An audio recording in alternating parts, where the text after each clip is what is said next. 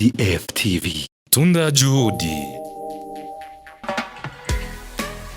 Reka ndabaha ikaze mwe bantu bacu musoze mudukurikirana muciye kuri platform zacu zigiye zitandukanye.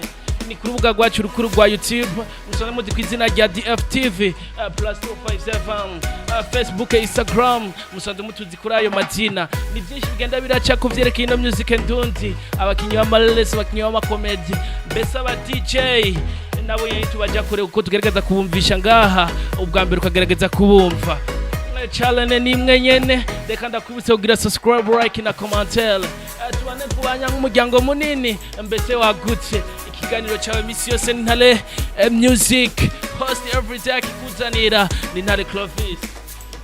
Behind the camera ndi kumwe n'umusore mutaye mu izina rya Logic Jamal, n'umusore abikora neza muri Buja Flava, akagerageza kukumvisha byinshi bigiye bitandukanye, aho kureba amasanamu meza mbese ukagerageza gushima, arabikora bigakoreka. Yes, n'umuzi ukagerageza kukumvisha byinshi bigiye bivugwa muri ino industry, n'amakuru yerekeye ino Ingo Live Band n'indirimbo yabo baheruka gusohora, nze kugerageza kumvisha ngaha amakuru agenda arayivugwako. Ni Bface on the floor n'indirimbo yiwe Mr Champagne, nawe nyoza kugerageza kumwumviriza ngaha nino ndirimbo yiwe. Bizman Abubakar Kalmsabi nawe nyoza kukumvisha ino ndirimbo yiwe yasohoye, mbese tugerageze kwica kujya no hakuno. Big Fizzo Mugani Desire ndizo kumuja kure ko vuba agiye kuja mu gisagara ca Bubanza mu Mwitege. Alvin Smith mbese no mwikiri musemuzi izina rya Shani Queen n'indirimbo yo basohoye exclusive, ntuje kure ntarakubwira bye bye. Yes, reka nije nino ndirimbo yo musore musemuzi izina rya Bizman Abubakar Kalon, ni ndirimbo yaje kwita ku izina ry'umubabaro, indirimbo yaje gukorwa no mu director musemuzi izina rya Can't Be. Mbese no mu director sanzwe ayimukorera, ahasanzwe yitira kari muri management yiwe. Muganda gufite inkuru yerekeye no musore Can't Be, yuko ari amakuru abe yatwegereye, ashobora kuvuga ko uno musore batashobora kuba bari kumwe na Sadbi. Umusore bashobora kuba batakiri kumwe na Sadbi, iyo ni inkuru ndakubwiye. Antena bandanya kubashira hafi bano basore, irambwira neza kama kuri zo bandanya kuyanzanira. Mbese ni byinshi zogereza kukubwira muri kino kiganiro, mu biganiro byacu bigiye bikurikira, kuko twamaze gushira antena yabo hafi. Numubabaro by Sadbi kuri uwo mwanya maze gushika ku rubuga rwabo rwa YouTube. Ino ndirimbo yagaragaje gusohoka itariki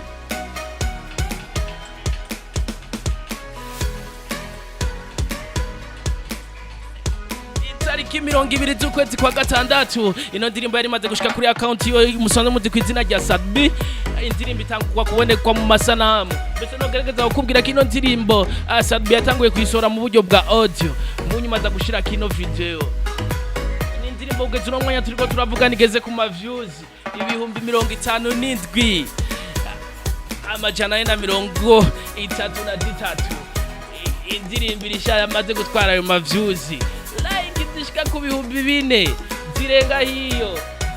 Mugabo ntihabuze n'abayigira ati no ndirimbo siyo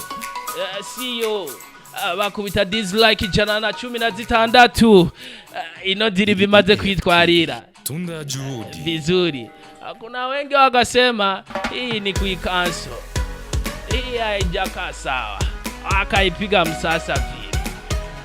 Umubabaro by Sadbi, mbese ino ndirimbo nagaragaje kuraba nkurikirana indirimbo mushobora gukora, indirimbo mugakora sene nziza, mbese mwagiye muraja ahantu henshi hagiye hatandukanye. Stile ni nziza ntacyo ziraba, mugabo ikintu kimwe cyaje kunangaza ni iki Sadbi kuva video itangura mpaka ihere wari wambaye iherena rimwe, utigeze hindura amaherena. Sadbi ibyo tabikoze, director atakwibukije canke nawe waribagiye.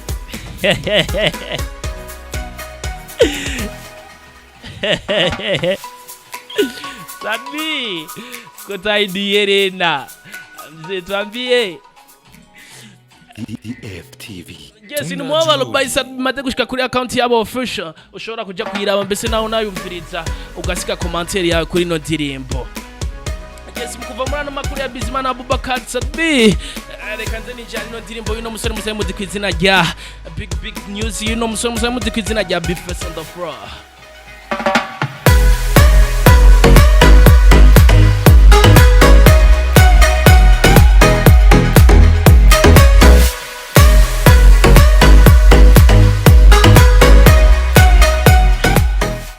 Yes, numwe n'umuntu musore nawe nyene nagagaza ukubwira amusaye muzi kwizina rya Bface on the floor n'umurapera abikora neza muri Buja Flava mbese akitangira ino music yiwe abikora neza cyane ni Bface on the floor nino ndirimbo yiwe yaje kwitwa kwizina Ndabe by Bface. Indirimbo yagaragaje kuja kuri account yiwe official itariki 20 z'ukwezi kwa gatandatu mu 2020. Ino ndirimbo kugeza uno mwanya igeze ku ma views ibihumbi 29 amajana 658. Ino ndirimbo imaze gutwara nogaragaza kubwira ko ino ndirimbo ari audio yaza kuyisora ari video byari kuza bisumba. Ni indirimbo yagaragaje gukorwa no producer musaye muzi kwizina rya Accorda Magic ata gusohora kino gikorwa cyose. Yes, ni na Bface on the floor nogaragaza kubwira kuri antenne agaragaje kumushira hafi. Ino antenne irambwira ko neza Bface on the floor yamaze gusubira muri location ariko arakora indi ndirimbo. Aha kubwira ko very soon agiye gusohora ikindi gikorwa mbese kizoza ari audio and video. Bface on the floor. Yes, kandi ndabana no musore muzi kwizina rya Mr Champagne nino ndirimbo yiwe acha tuzigoganishe. Mr Champagne inakuwaje huko? Tunda juhudi.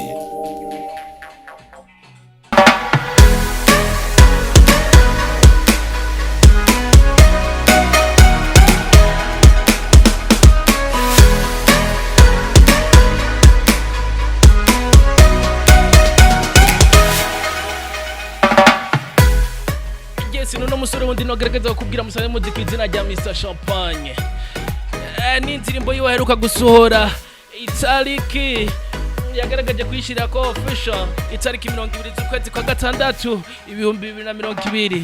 Nino ndirimbo Mr Champagne yaje kwitwa kwizina rya Kizunguzungu mbese aho twagaragaje kubona mwo n'undi musare musaye muzi kwizina ya DJ Pro.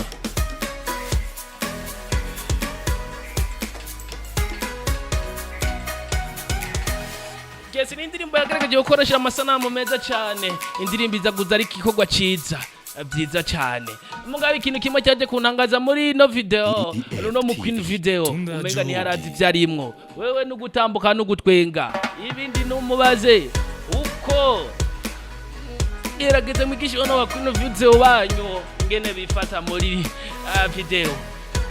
Nice video ni nziza ndakibaye mbese n'amasanamu creativity meza cyane.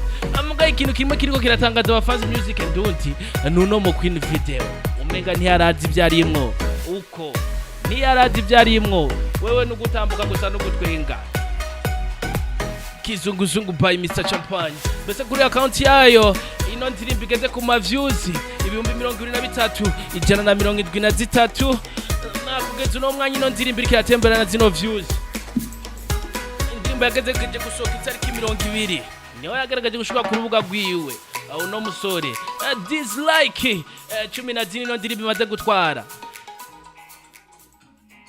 DFTV. Tunda Kizunguzungu by Mr Champagne nariko ndakumvisha exclusive. Yes, reka mbe muri ano makuru ya Mr Champagne zeni jana makuru yuno musore wundi musaye muzi kwizina rya Mugani Desire Desideratus ababyati ndaje mu gisagara cya Bubanza.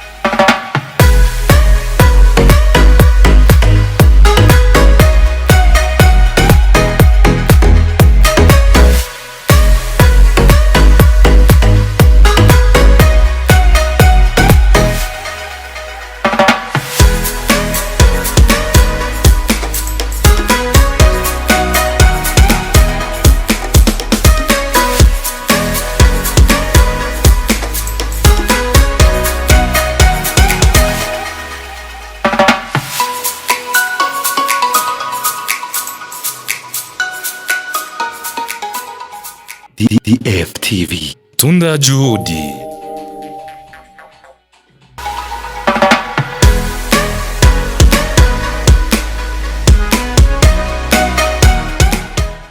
Yes, ni Mugani Desire Desidela tous. Big Fizzo CEO wa Bantu Boy. Noneho umusore ugeze uno mwanya katemberana ino ndirimbo musore muzika izina rya Guyanje. Indirimbo yagaragaje kujya kuri account yo official itariki 26 z'ukwezi kwa mbere. Kugeza ino saa Big Fizzo nta yindi ndirimbo afise. Amezi aragiye. Amugonda kwibutse ko hari igiteramo twari twiteze kuno musore yaragiye gushira habona album ziwe zibiri zari zigiye kuza zirimo indirimbo zigiye zitandukanye. Nino ndirimbo yagaragaje kujako uno mwanya no gereza kubwira ko ino ndirimbo iriko irabikora neza cyane. Neza cyane. Amaviews ndabona atari mabi. Irabikora uri Guyanje by Big Fizzo. Mbese ni na Big Fizzo no gereza kubwira ko mugiye kumwitega vuba vuba itariki 5 z'ukwezi kwindwi agiye kubasatira mu gisagara ca Bubanza azozana na timu yiwe yose ya Bantu Boy. Ndavuga Aries Boy, Kill Double J Bad Boy Killer from Gitega. Mbese no gereza kubwira no musore wundi musemuzi kwizina rya Dramati muzogerageza kumubona mu gisagara ca Bubanza. Bantu Boy itariki 5 z'ukwezi kwindwi mu mwitege.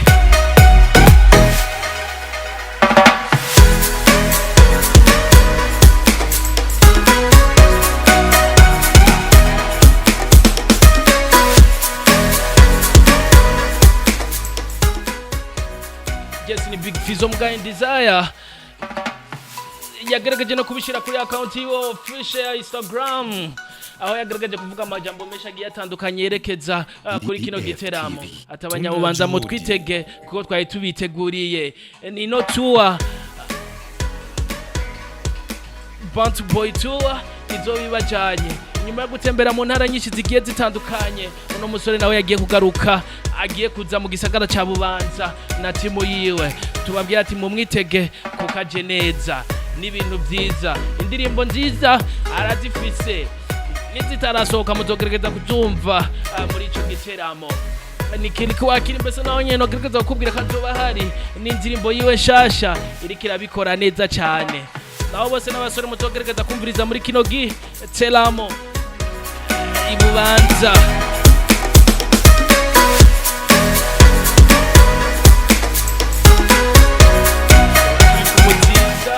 Aho musanze muzi kwizina rya Lieven Bar aho niho muzogerageza kutubona na timu yose ya Bantu Boy. DFTV. Na Big Fizzo azoba hari ni wazotangura kutwugururira umuziki wose.